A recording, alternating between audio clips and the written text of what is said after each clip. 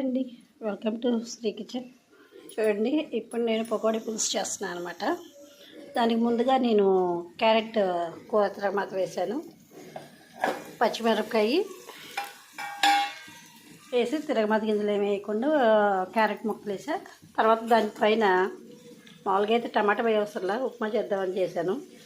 మళ్ళీ ఇష్టం లేక ఉప్మా మానుకున్నాను అనమాట. ఉల్లిపాయ దాని మీద వేసి టమాటా కూడా పైన వేసేసాను.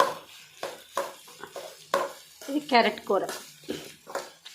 పులుసు అంటే పకోడీ పులుసు అంటే తెలుసు కదా, కామన్గా చింతపండు రసం, పకోడీ ముక్కలు ఇదిగోండి. దీంట్లో నేను ఉల్లిపాయలు, పచ్చిమిరపకాయ, కరివేపాకు, అల్లం ముక్కలు దీని అడుగున ఉన్నాయండి, తీసుకున్నాను అనమాట. ఆల్రెడీ నూనె పెట్టుకున్న బాగా పొగలు వచ్చేస్తున్నాయి, చూసారు కదా. దీంట్లో నేను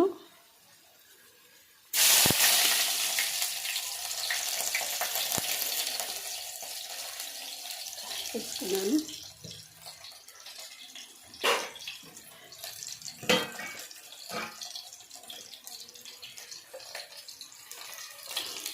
మిరపకాయలు కూడా వేసుకున్నాను, 2 తుంపులు. ఇప్పుడు ఆవాలు,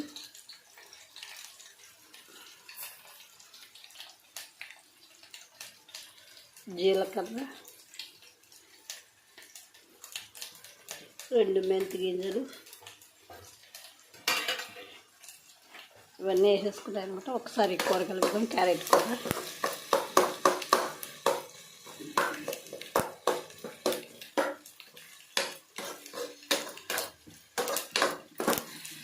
సరే, ఇటువైపు ఇదంతా వేగిపోయింది. సో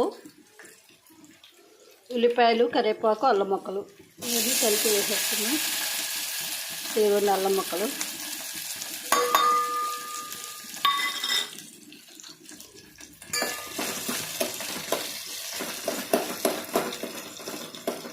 అంటే సన్నగా తరిగే, కానీ అన్నీ ఒక చోటే ఉన్నాయి. నేను విడివి విచ్చలేదు, అందుకని గరిటతో ఒక్కోసారి నేను ఇట్లాగే అనేస్తూ ఉంటాను.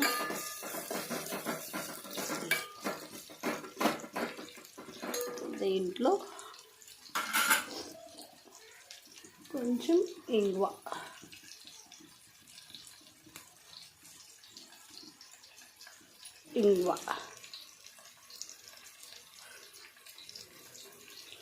పులుసుల్లో, పప్పుల్లో ఇంగువ టేస్ట్గా ఉంటుందండి, వేసుకుంటే బాగుంటుంది.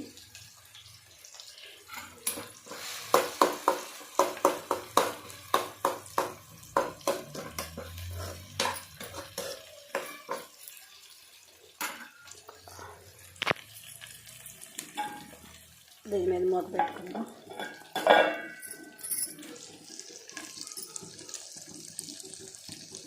ఇది కొంచెం సన్నగా తరుపుకోవాలండి. పకోడీ పులుసుకి ముక్కలు ఏమీ అవసరం లేదు. ఒక్క ఉల్లిపాయ ఇదే చూడండి, సన్నగా తరిగే కదా, కనిపిస్తుంది కదా. పకోడీకి ఎట్లా తరుపుకుంటాం అంత సన్నగా బాగా తరుపుకుంటాం.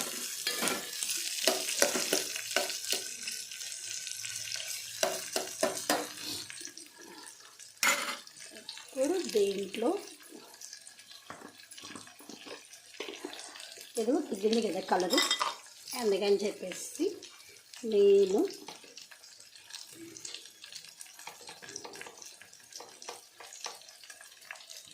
పసుపు వేస్తున్నాను. మరి పసుపు ఎక్కువ వేసుకోకూడదు, తక్కువ వేసుకోకూడదు. కలర్ ఎక్కువైనా కూడా బాగోదన్నమాట, ఇది పసుపు వాసన వస్తుంది.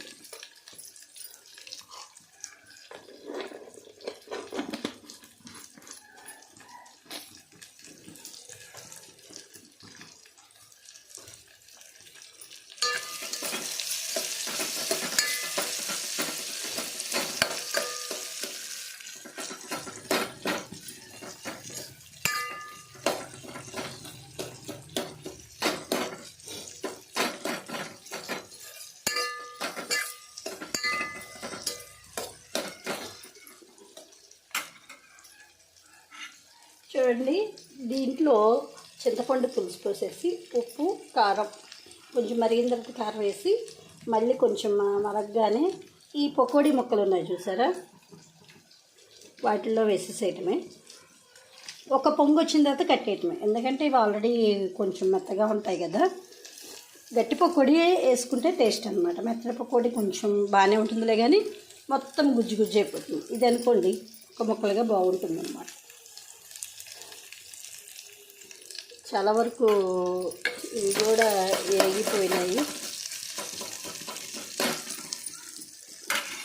ఫైనల్గా చింతపండు రసం నేను దాంట్లో పోసేస్తున్నాను.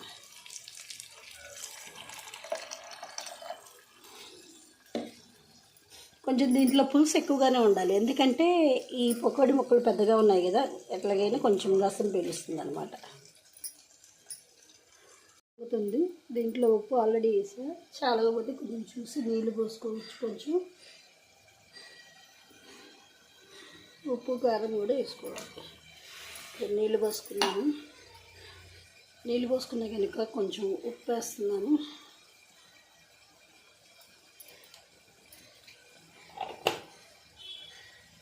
కారం, ఇది సాంబార్ కారం అనమాట.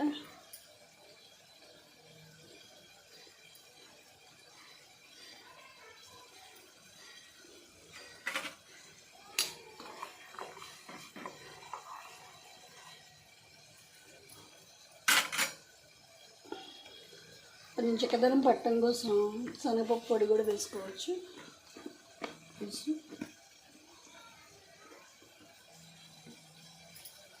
మరిగిన తర్వాత దీంట్లో పకోడీ ముక్కలు వేసేయటమే.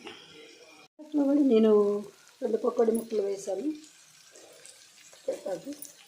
దీంట్లో కారం వేసేసుకొని దించేసుకోవటమే.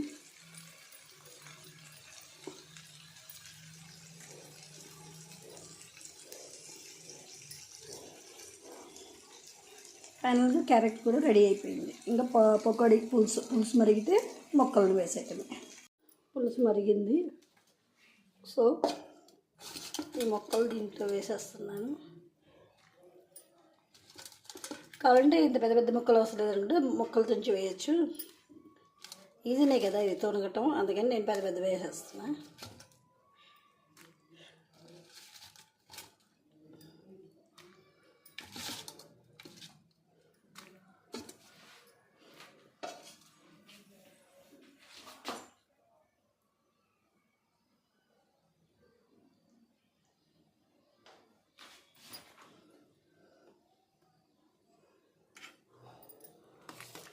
పొంగు రాగానే కట్టేసేయచ్చు. అది ఫ్రెండ్స్, ఫైనల్గా పకోడీ పులుసు రెడీ అయినట్టే. నచ్చితే లైక్ చేయండి, షేర్ చేయండి, కామెంట్ చేయండి, అండ్ సబ్స్క్రైబ్ కూడా చేయండి. అందరికీ అన్నట్టు సంక్రాంతి శుభాకాంక్షలు. అందరూ బాగుండాలి, అందులో నేను ఉండాలి. Thank you to all.